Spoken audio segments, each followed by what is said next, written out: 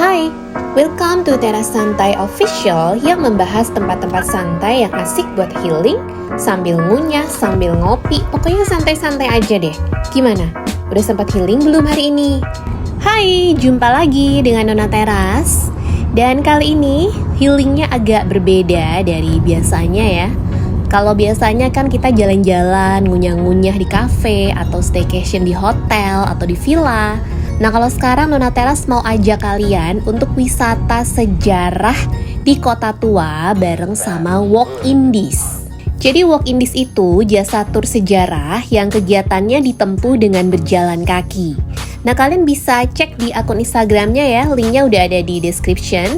Di Instagramnya nanti kalian bisa lihat mereka nih punya berbagai macam program walking tour yang menarik banget buat kalian coba. Nah kalau program yang Nona Teras ambil ini tuh namanya Queen of the East. Jadi kita bakal jalan kaki nih menjelajahi Kota Tua yang dulunya berfungsi sebagai markas VOC di Asia. Jarak yang ditempuh tuh sekitar 4-5 km dengan durasi sekitar 3,5 jaman ya. Nah kita udah sampai di meeting point-nya di Museum Fathahillah. Ini dibagiin map sama kipas juga karena memang bakalan panas ya nanti. Ini kakak-kakak saya nih, mereka join juga. Dan yang baju merah bertopi ini adalah tour guide kami hari ini. Tour guide-nya ini bersertifikat ya teman-teman, jadi nggak sembarangan. Bangsa Belanda ya khususnya ya sampai memutuskan untuk stay dan juga membangun kota Batavia atau yang sekarang di Jakarta. Untuk ikut program walking tour ini biayanya bervariasi ya teman-teman, tergantung kalian ikut tema yang mana. Kalau ini yang Queen of the East ini tuh biayanya kalau normal 235.000 per orang, kalau pre-sale itu di 205.000 per orang. Jakarta itu ini kota baru ya teman-teman, relatif baru dibandingkan dengan Bogor. Nah kalau misalnya anak kecil boleh ikut apa enggak sih? Sebenarnya sih boleh aja ya. Tapi harus dipertimbangkan juga jarak tempuh yang lumayan jauh ya, rata-rata sekitar 4-5 km. Dan juga durasinya yang cukup panjang, sekitar 3,5 jaman. Jadi kalau memang kira-kira kurang nyaman untuk anak-anak, ada baiknya sih mungkin jangan dipaksakan ya. Tur ini juga tidak disarankan untuk pengguna kursi roda ataupun stroller ya teman-teman. Karena memang rutenya tuh bakalan naik turun tangga gitu ya, jalan di bebatuan. Jadi nggak bakal nyaman juga untuk yang menggunakan stroller ataupun kursi roda. Nah kayak gini nih contohnya, kita naik tangga ke area museum yang di lantai atas. Bisa aja sih kalau nggak ikut naik ya, tapi kan kalau nggak ikut naik jadinya nanti nggak maksimal ya ngikutin kegiatannya. Jadi memang disarankan untuk yang tidak menggunakan kursi roda ataupun stroller. Nah ada fakta menarik nih di sini. Jadi lukisan ini tuh ada yang bilang katanya tuh berbau mistis karena matanya tuh kayak hidup gitu loh, ngikutin kita terus gitu. Nah faktanya lukisan ini tuh memang dilukis dengan teknik khusus ya, sehingga membuat bagian matanya tuh seakan-akan seperti hidup. Jadi bukan mistis ya teman-teman. By the way di video ini Nona Teras nggak akan menjelaskan detail tentang sejarah yang disampaikan sama tour guide-nya ya. Karena ini bukan ranah saya, takut salah aja gitu menyampaikan informasinya. Jadi di video kali ini Nona Teras lebih mau menunjukkan ke teman-teman kegiatan program Walk Indies ini tuh seperti apa, kegiatannya ngapain aja sih, terus rute-rute yang dilalui untuk program Queen of the East ini tuh kemana aja. Jadi bisa memberi gambaran ke teman-teman ya, kali aja jadi tertarik juga. Masa yang padat gitu ya, itu bisa kira-kira 30 orang dewasa dalam satu lubang ya, bisa dibayangkan. Nah lanjut sedikit mengenai tadi ya penjara, jadi banyak karena tadi over capacity, terus kan kita lihat gelap ya. Nah ketika hujan ya itu juga kadang-kala tergenang bahkan banjir ya. Jadi tidak sedikit tahanan itu yang tewas sebelum hari eksekusi. Nah ini termasuk salah satu area di Museum Fathahillah yang keren menurut saya. Jadi di sini tuh ada mural yang menggambarkan kehidupan sehari-hari di Batavia dengan berbagai kelompok etnis pada masa itu ya. Tapi lukisan muralnya ini nggak selesai, ada yang belum diwarnain. Katanya sih waktu itu karena kendala dindingnya yang lembab, jadi catnya nggak bisa menempel dengan sempurna. Dan akhirnya sampai pelukisnya meninggal pun tetap dibiarkan seperti itu karena pertimbangannya justru terlihat lebih artistik.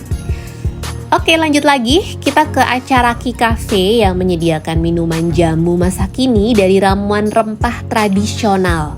Ini masih relate ya dengan pembahasan kota Batavia sebagai markas VOC yang erat kaitannya dengan perdagangan rempah-rempah ya pada masa itu. Selamat datang di acara Ki. Jadi acara Ki ini kita adalah kafe jamu di Kerajaan Majapahit.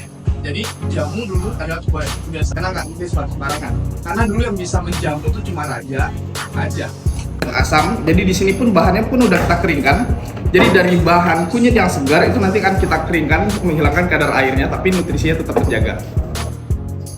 Nah untuk kunyit ini yang kita pakai sekarang ini adalah kunyit dari daerah Cinagara Sukabumi. Kebetulan ini dari perkebunan acara Ki sendiri. Terus nanti kita campur sama asam jawa dan asamnya pun juga udah kita keringkan. Kalau asam sekarang kita pakai dari daerah Wonogiri. Asamnya itu pure kunyit dan asam aja. Nah nanti akan kita campur, kita ekstrak pakai alat manual espresso. Ada gitu.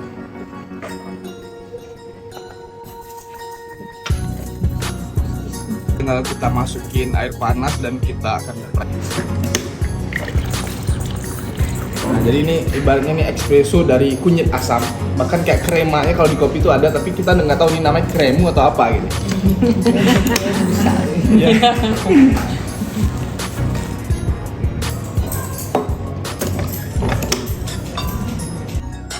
Boleh kalau mau dicoba silakan. Nah ini kunyit asam ini nanti akan kita campur sama sparkling water.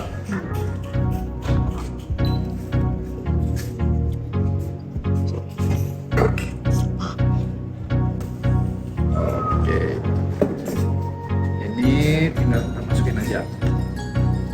Yang kayak minuman di itu kalengan. Yang kalengan yang seperti ini ya? Iya. Iya betul. Jadi Golden Sparkling yang kaleng sebenarnya waktu awal pandemi kan orang susah buat ke acara Ki kan. Jadi kita ya udah kita kalengkan.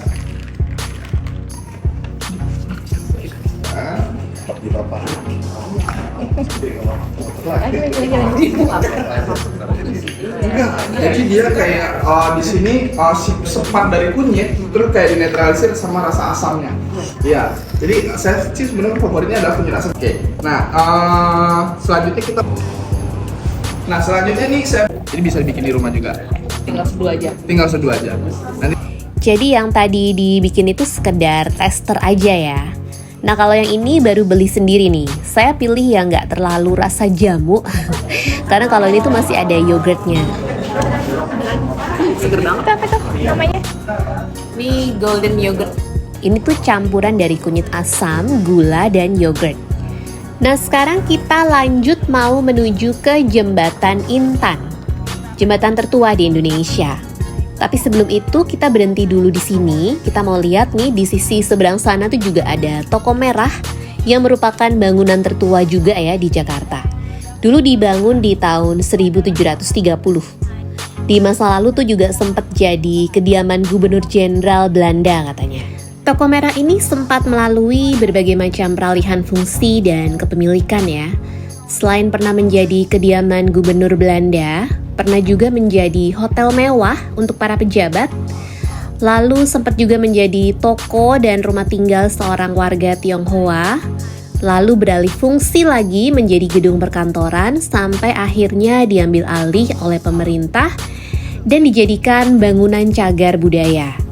Kalau sekarang sebagian area Toko Merah tuh ada yang dijadikan kafe dan ada yang difungsikan juga sebagai galeri katanya.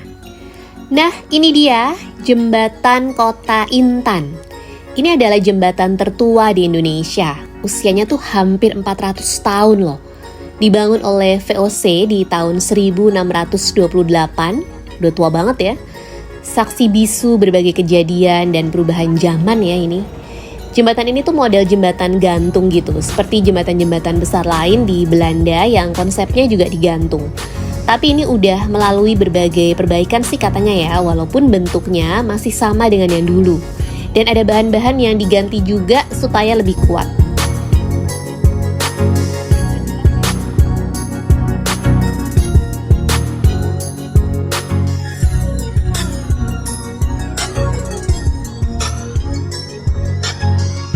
Lanjut, jalan lagi. Kita mau menuju ke bekas tembok Batavia yang masih tersisa di Gudang Timur Batavia. Nah, ini mampir sebentar di warung minum dulu. Ini tadi minumnya juga dibeliin sama pihak turnya ya. Sebetulnya bangunan Gudang Timur Batavia tuh masuk dalam bangunan cagar budaya. Tapi entah kenapa tuh akses menuju ke sana kayak nggak terurus gitu loh. Jadi kita tuh harus ngelewatin parkiran truk-truk kontainer gede-gede gitu ya. Terus ngelewatin parkiran bangkai-bangkai atau mobil-mobil rongsokan. Terus ini tuh kayak banyak puing-puing pecahan kaca-kaca keramik, macam-macam deh pokoknya. Jadi sangat disayangkan sih ya. Padahal pas kita sampai di lokasi, tempatnya ini keren banget sebetulnya. Takjub juga ya, bangunan yang dibangun di abad ke-18 tuh sampai sekarang masih berdiri. Jadi dulunya Batavia itu kan terkenal sebagai pusat perdagangan rempah dunia ya. Nah, pada saat itu dibangun juga banyak gudang penyimpanan bahan makanan atau gudang gandum. Nah, Gudang Timur ini adalah salah satu gudang gandum yang masih tersisa. Dan di sini kita juga bisa lihat masih ada bekas tembok Batavia yang tersisa yang dulu mengelilingi area Batavia. Jadi kalau kita lihat sekitarnya nih, sayang banget ya nggak terurus gini. Kalau suasananya sih adem ya, karena banyak pohon-pohon gitu ya. Tapi sayangnya pohon-pohon ini tuh juga akar-akarnya mulai memakan tembok. Bahkan dalam gudangnya sendiri tuh juga dibiarin terbengkalai gitu aja. Jadi rada serem malah ya kalau lihat dalamnya. Sayang banget sih, ini bener-bener kayak nggak ada sentuhan pemugarannya sama sekali gitu loh. Padahal kan ini termasuk warisan sejarah yang bernilai ya.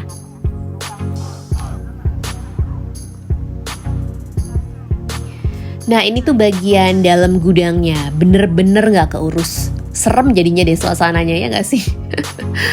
Ya mudah-mudahan sih kedepannya pemerintah bisa lebih memperhatikan warisan-warisan sejarah yang udah mulai dilupain kayak gini ya.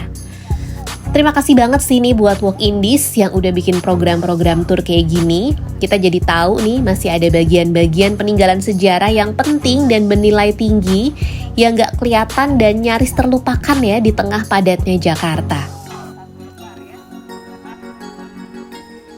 Nah, kayak gini nih, akar-akarnya tuh udah gede banget. Kelihatannya sih nambah kesan estetik ya, tapi kalau dibiarin terus ya lama-lama pasti ngerusak bangunannya.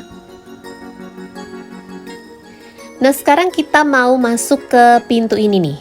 Pintu ini tuh menuju ke Kampung Tongkol ya namanya. Jadi ini tuh lokasinya langsung nempel sama perkampungan gitu. Jadi dari tempat yang sepi dan agak mistis tadi, tiba-tiba kita langsung ke daerah yang padat penduduknya. Nah, dari sini kita sebetulnya mau ke Museum Bahari. Jadi ini tuh kayak jalan pintasnya gitulah. Tapi sebelum itu kita mau lihat dulu ketebalan bekas tembok Batavia yang masih tersisa ini ya. Jadi ini katanya karena udah mulai ditumbuhi tanaman-tanaman liar, jadi ketebalan temboknya jadi menyempit juga. Lama-lama mungkin bisa habis nih, kalah sama akar-akar yang tumbuh di situ. Mungkin ya. Oke, lanjut lagi. Sekarang kita menuju Museum Bahari melalui Kampung Tongkol sekaligus juga menyusuri pinggir Sungai Ciliwung.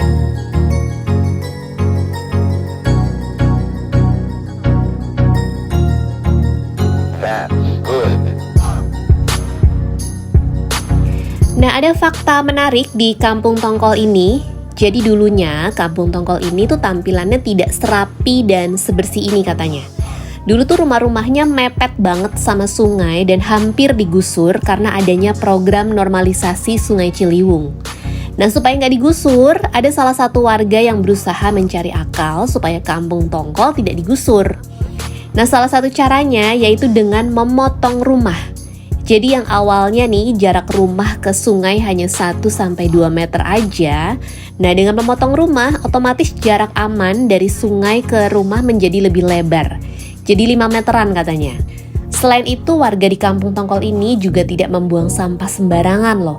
Jadi itu di tiap jarak sekitar 10 meter itu pasti ada tempat sampah. Jadi kalian bisa lihat sendiri ya, sungainya tuh nggak ada sampah. Nah, ternyata usaha-usaha tersebut membuahkan hasil sehingga Kampung Tongkol ini tidak jadi digusur. Ini jadi seperti kampung wisata ya, buat jalan-jalan enak, adem, banyak pohon, kampungnya bersih, di sungainya pun juga bersih, nggak ada sampah.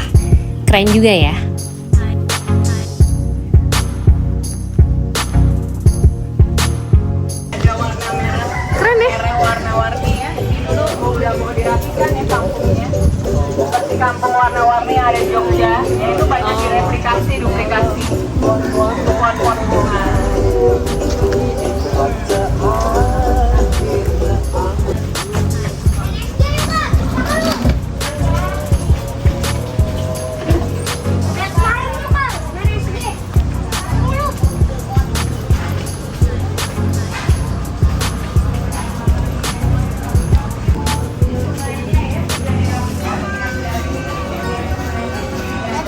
kasih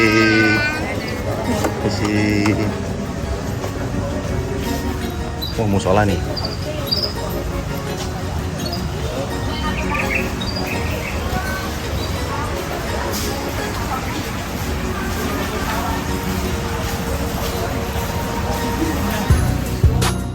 Nah, kita udah menuju gerbang. Kita udah mau meninggalkan area Kampung Tongkol. Dan ini nanti kita bakal nyebrang jalan, dan nanti nggak jauh dari situ kita juga bakal segera sampai di Museum Bahari.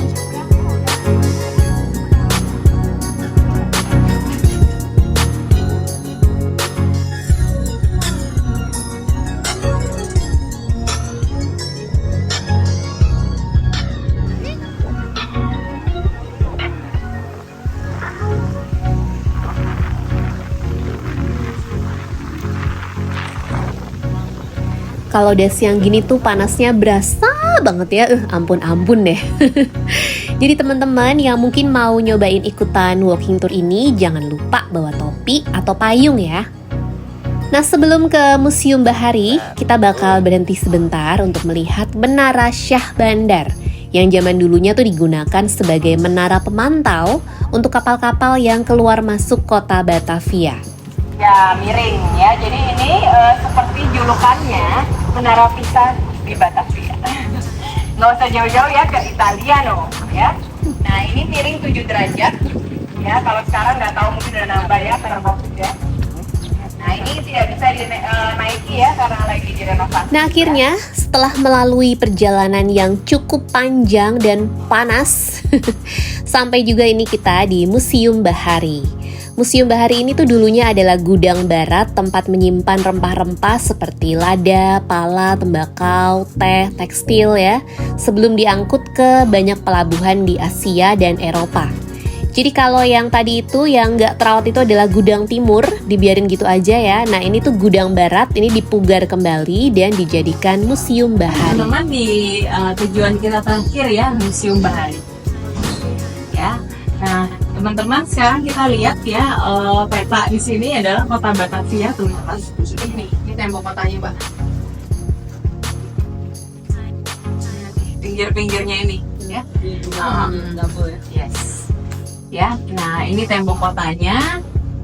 Dia melindungi kota di dalam dari serangan musuh. Jadi ini adalah Gubernur Jenderal J.P. Kun dan Peter Sun Kun. Dia berkuasa 2 periode. Dulu memang untuk pertahanan ya kan, rempah itu kayak treasure kan, sangat berharga ya.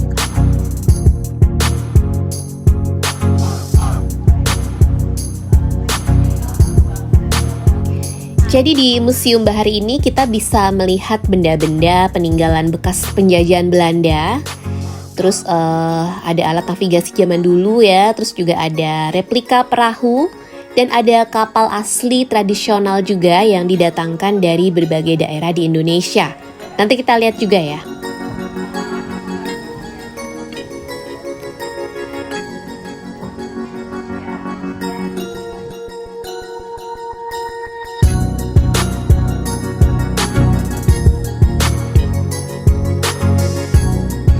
Nah, di area luarnya ini asik ya. Bentuk bangunannya masih kental bergaya Belanda. Jadi rasanya tuh kayak lagi di mana gitu. Jadi banyak juga yang suka foto-foto di area ini.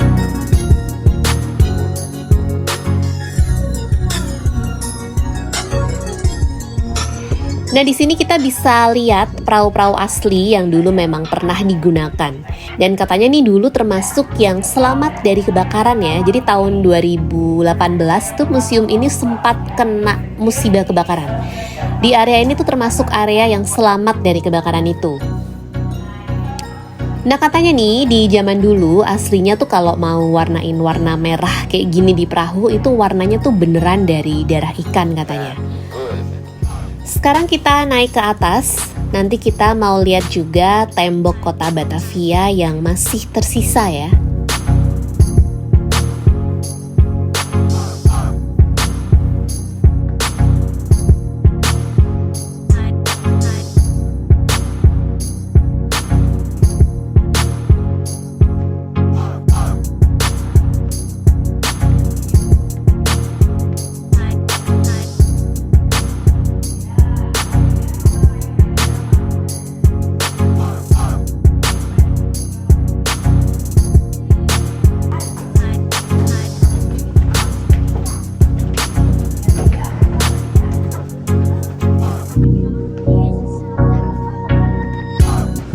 di sini coba sebentar ya supaya semua sekaligus. Yuk ke sini dulu, mohon. Ya, kita mau cari ya sisa tembok bagian barat. Nah, teman-teman silakan perhatikan di sekeliling ada atau 360 derajat. Jadi ini tuh sisa tembok kota Batavia di bagian barat.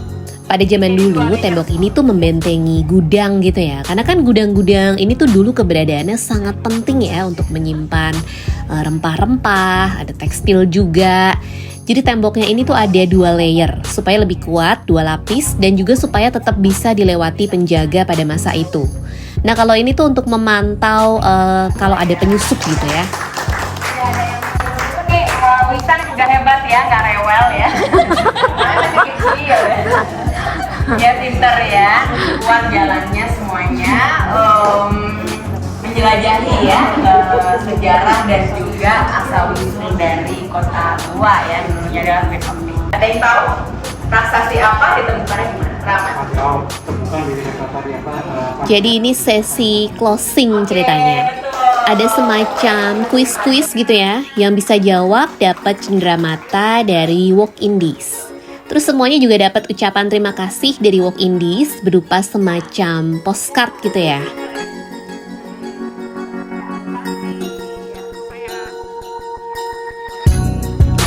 Nah setelah selesai, berhubung kaki udah pegel banget dan udah capek kepanasan ya.